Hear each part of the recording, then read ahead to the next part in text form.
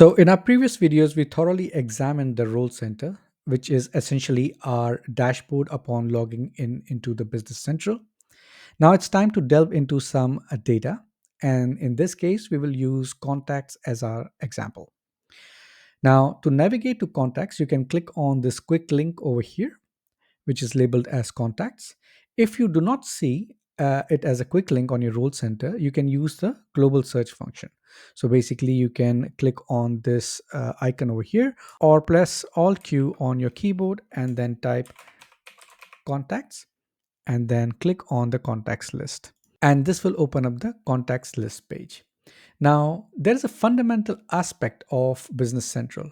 Every list of data or table that you open in the system will have a similar layout, whether it's contacts, it's customers, it's vendors, or sales orders. So basically, this uniformity makes it very easy to navigate the user interface once you understand how to interact with it. So, for example, you can see the layout of contacts over here. And if I go back and I, let's say, open customers, you will again see a similar layout, right? Or if I just open items list, then again you will see a similar layout, right? So there is a uniformity in the page layout or the list page layout structure in Business Central. Now, while we move ahead to look into the list page, I find it helpful to break this page into sections. Uh, let's say the top section, the main section, and the section on the right hand side. So let's just start from the top. Here you will always see the name of the list. So do you see the name over here?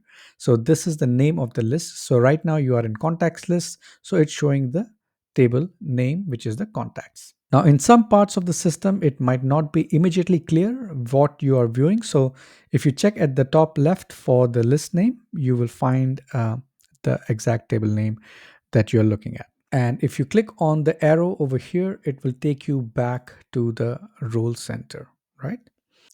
Now, towards your right, you will find the bookmark symbol. And as we mentioned and showed in our last video, um, unchecking this will remove the quick link from of the contact from the role center.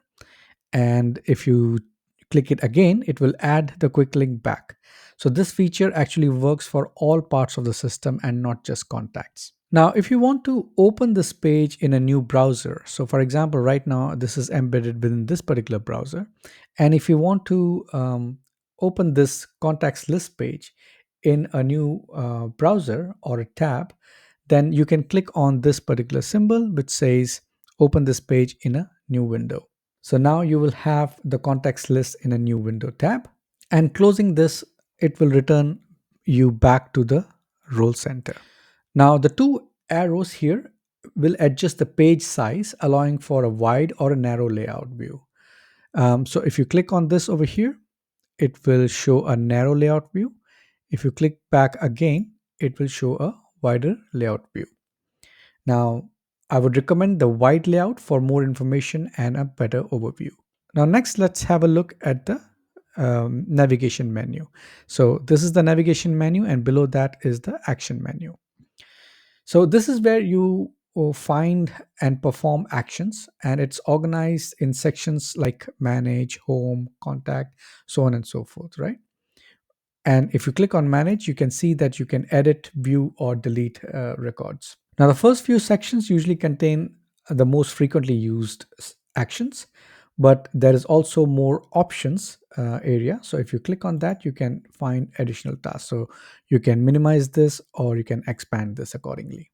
So from the main navigation menu, if I click on different sections like manage, we can find edit, view, delete, and let's say in home, we can find all these particular actions.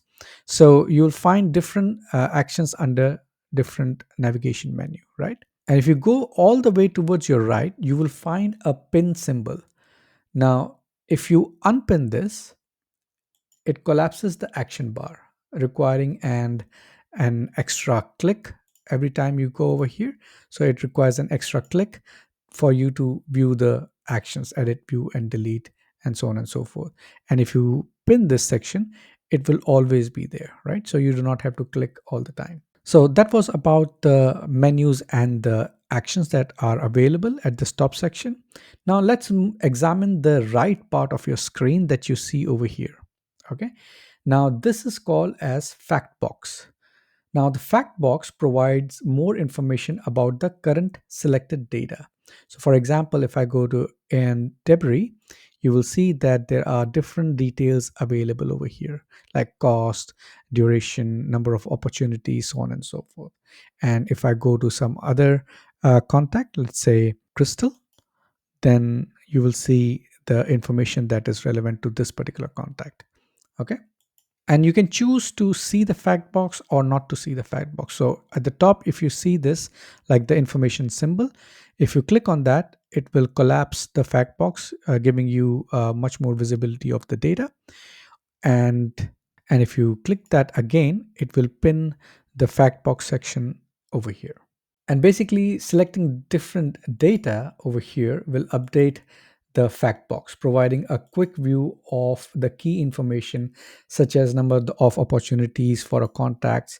For example, in A and debris, we have number of opportunities as 3, and let's say for Crystal there are no opportunities.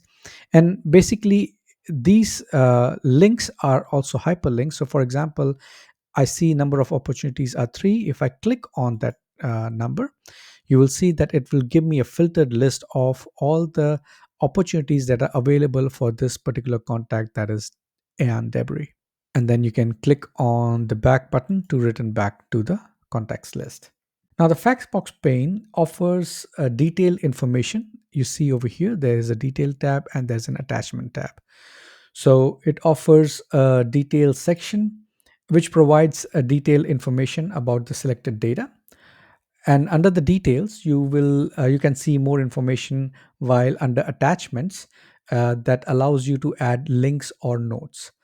So if you click on the plus sign against the link, it will let you add a link. For example, let's say, let me just provide a link over here.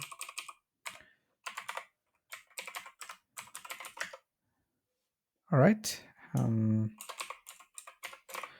And then click on OK, and it adds the link over here. So this link is now attached to this particular record and debris, and clicking it takes you directly to the link that you have provided. So if you click on here, it will take you to the website link that you have provided, right? Now, similarly, you can also add note by clicking on the plus symbol against the notes. So for example, I can click on plus here, and maybe I provide a note that and Debris is the main contact person in Alpine Ski House, and then click on OK. Now, as you can see, this note includes your username and the date when it was written. So you and your colleagues can see this note in the future when viewing ion debris. So for example, if I go to this particular record, you will not see any links. But if someone was looking at this particular contact ion debris, they can see that there is a link available and also notes available. And you can add more links and more notes as you go along. Now clicking on the note opens it, showing the creation date and your user ID. You can even go ahead and edit this note, or any other user who's opening this note can also edit this note and with more information, and then click on OK. And if the note is not needed, you can also go ahead and delete the note as well. Similarly, for links, you can also edit or delete the links. So basically, the fact box under attachments allows you to add links and notes, while in the details, it provides you with more information about the selected data. Now, finally, let's look at the actual list or table of contacts. Now, this list is organized with column headers indicating the column name, such as number, name, company name, contact, business region, phone number, email, so on and so forth. Now, collapsing the fact box provides more visibility. The table consists of columns and rows, and you can scroll to view all the data. Now, we will cover the data searching in later part of this course, okay? For now, we just need to understand that this is a table displaying certain information in columns and rows. Now, as far as the layout is concerned, right now you see a list view, right? You can even change the layout. So, for example, if you click on the dots over here, right now it's selected as list. You can even select that as tall tiles. So now you see your contacts in tall tiles format. And if you go to tiles, you will see the contacts in the tiles format. So there's a different way of viewing all your contacts, whichever way you're comfortable with. Let's just go back to our list type view.